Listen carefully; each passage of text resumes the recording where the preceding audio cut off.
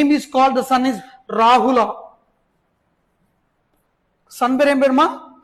రాహుల are Rahul అంటారు. Rahul sun పేరు. Wife పేరు ఏంటి? యశోధర.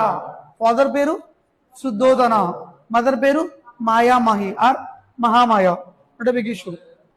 బట్ క్వశ్చన్ అడుగుతుంటాడు, ప్రజాపతి గౌతమి ఎన్ని డేస్ కి మదర్కి యాక్సెప్ట్ చేసింది? After 7 days. Why? Because 7 days తర్వాత వాళ్ళ మదర్ ఎవరుతున్నారో మహామాయ చనిపోతారు. రైట్ మా? సో ఇక్కడికి వచ్చిన తర్వాత రాహుల జన్మించిన తర్వాత వాళ్ళ ఫాదర్కి ఫీలింగ్ వస్తుంది, ఇంకా రాజ్యానికి ఒక వారసుడు ఉన్నాడు కదా, సన్ వచ్చాడు రాహుల్, ఇంకా నేనెందుకు అని చెప్పేసి ఇంట్లో ఎవ్వరికి చెప్పకుండా ఇంట్లోంచి బయటికి వెళ్ళిపోతాడు. At the age of 29, same Gautam మన జైనిజం లాగానే, at the age of 29 years he was renounced his home.